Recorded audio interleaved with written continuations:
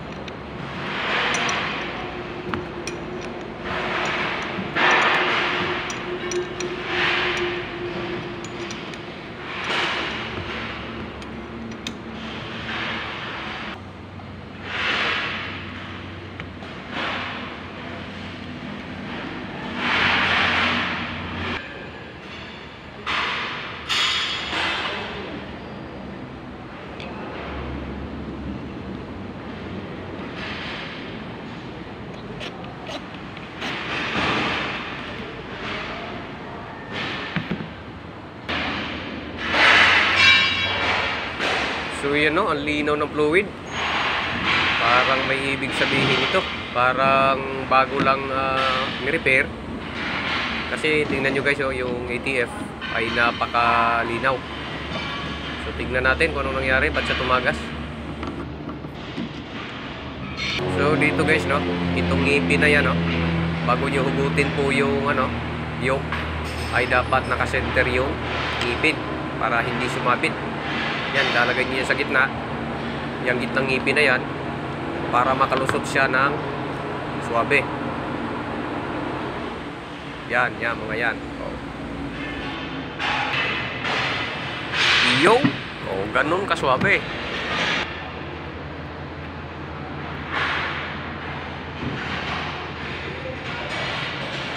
So dito guys, no, malalaman natin kung bakit siya tumagas. Yun, makikita natin na meron siyang hinang, oh, na-repair na pala sa machine shop, kaya pala tumagas.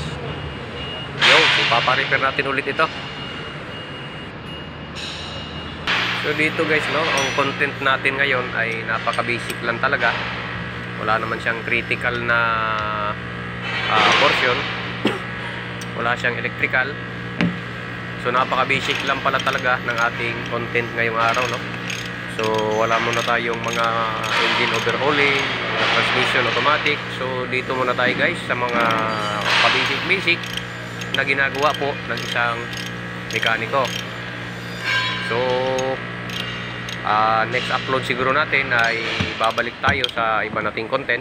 Pero syempre iba-iba naman yung kino-content natin, hindi man paulit-ulit kung overhaul, pero iba-iba naman yung unit, iba-iba yung makina, at iba-iba yung transmission. So wala tayong content guys na pabalik-balik, no, na pareho ang sasakyan.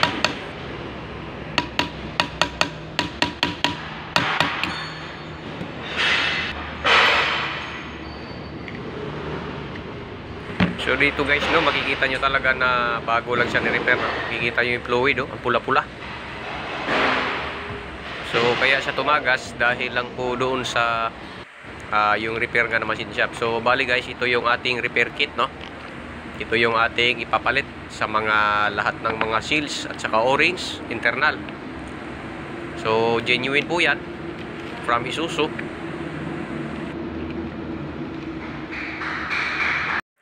Fast forward na tayo. Ito na yung ating assembly. Tapos na po nating linisin yan guys, no? So yan, makikita nyo, ready to assemble na yan. So yan, oh, yan yung repair, oh. Pina-repair natin ulit kasi may guhit na siya eh. Kaya yan, makinis na siya ulit. So bubuuhin natin siya kasama yung bago nating repair kit.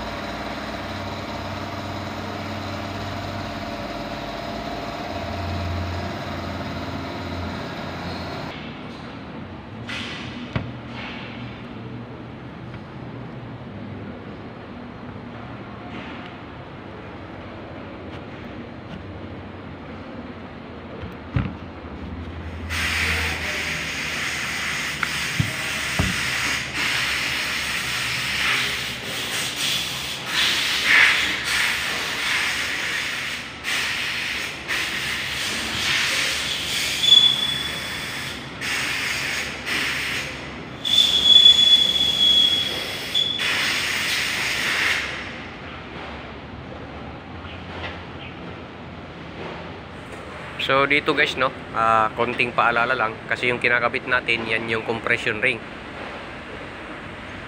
Dapat ang pagkabit niyan guys ay dapat kayo ay mahabain yung pasensya at wag na wag nyo siyang bibiglain, no, kasi pag yan nabanat, yan ay lalaki. So hindi na yan magfi-fit doon sa kanyang groove. So posible na siyang lumagpas kasi nga lumaki siya eh. Kaya sa pagkakabit po ng ganitong compression ring sa gearbox ay dapat ay mahinahon lang ho. At dahan-dahan lang na may kunting pag-iingat. Total nag-iisa lang naman yan dyan sa loob. Yan lang naman ang isa. Kaya yun. At dahan-dahanin nyo na lang para po maayos yung pagkakakabit sa kanya.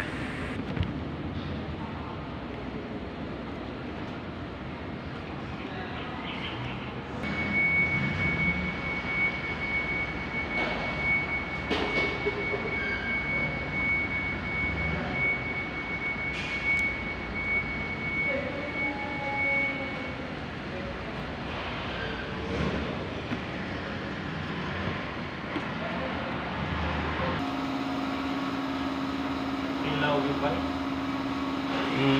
Ilaw yun. Ilaw.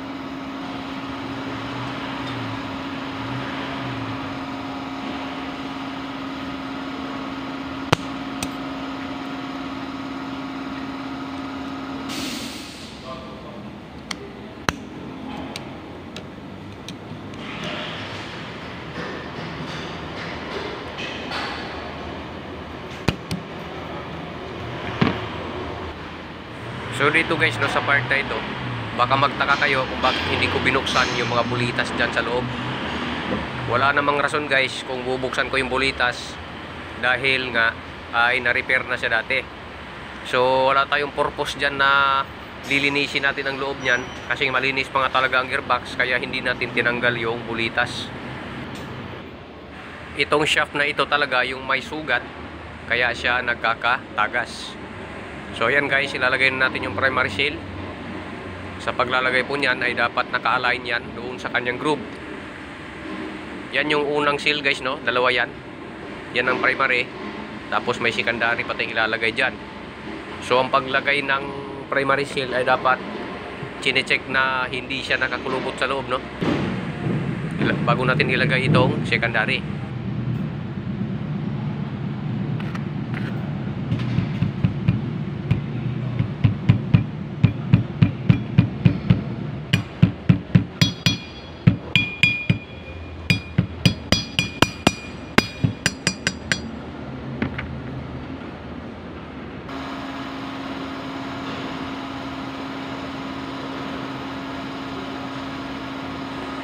Ayan, another secondary seal sa may parting yoke. So, ganun din po guys ang proseso. Dapat ay dahan-dahan nyo lang i-align sa loob. At take note talaga ay hindi yan dapat mabaliktad. Kaya pag kinalas nyo po ang seal na iyan, dapat ay tandaan nyo kung saan nakaharap talaga. Kasi mahirap yan pag yan nabaliktad, no?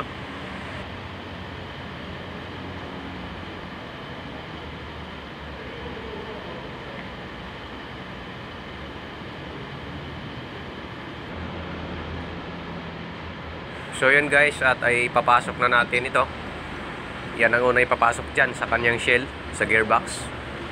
So talagang napaka-basic lang talaga guys, no, ng ating content ngayong araw na to.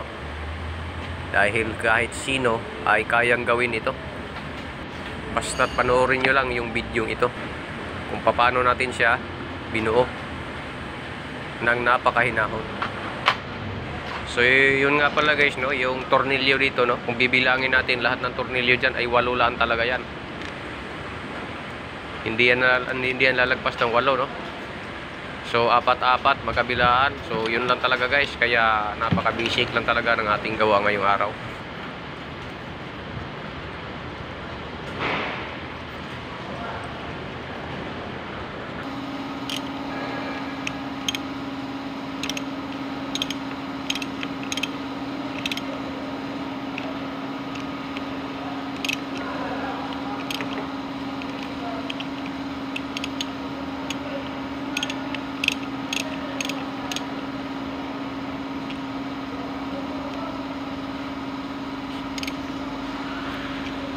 So dito guys, no, kagaya kanina nung pagkalas natin, yung sinisentro nga yung ngipin, ganun din po yung pagbalik. Yan, isisentro natin yan dito mismo sa gitna, sa may looban. So ito na, ating lagyan ng padulas yung nirepair na machine shop, para paglapat doon sa may oil seal ay swabe pong dumulas ng papasok. So yun lang. Yan, papasok na natin ng dahan-dahan at isisentro lang natin yung ngipin hanggang sa pumasok siya ng swabe. So ayan, pumasok na nga. Yung yan, ganyan kaswabe guys. Basta't sentro lang yung ngipin na malaki, ay swabing-swabe nyo pong maipapasok yan.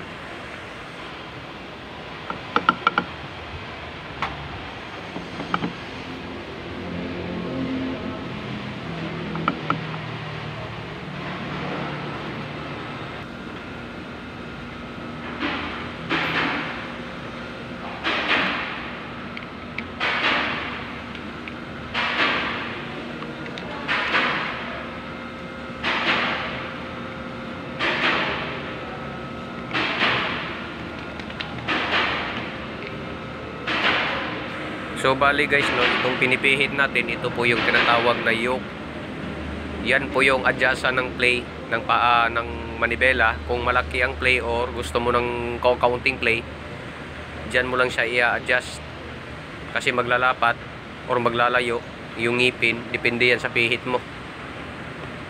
Yung kasing driver na hindi gusto yung malaki ang play ng manibela, lalo't sanay sila sa rack and pinion na power steering. Ngayon, ang gearbox kasi guys ay meron talagang play yan. Hindi yan pwede walang play, no? Pero pwede nyo namang bawasan yung play sa pamamagitan ng pag-adjust ng yoke.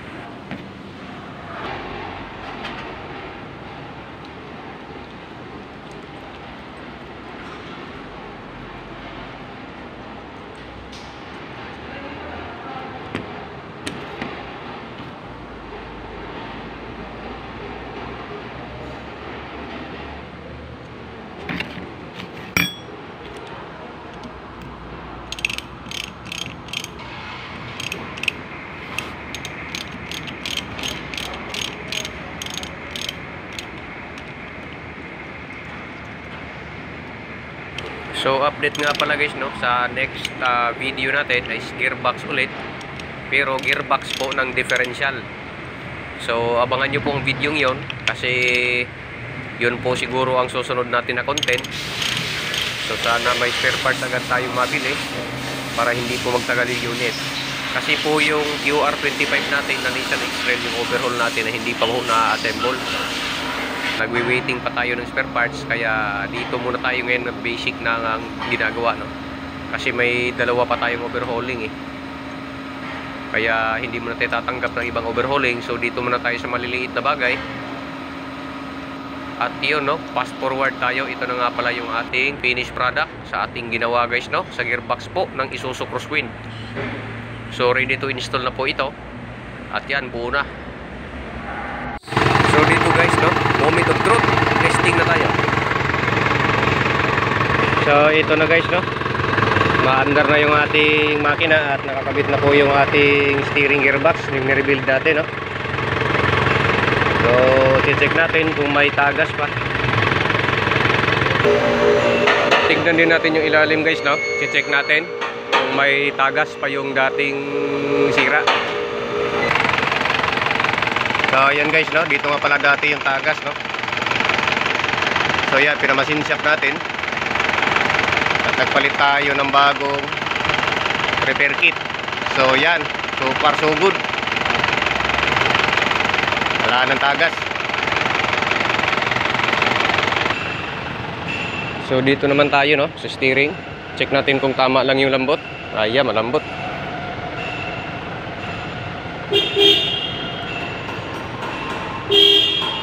So yun, okay na okay. So yun lang, guys, no. Salamat po sa inyong panonood.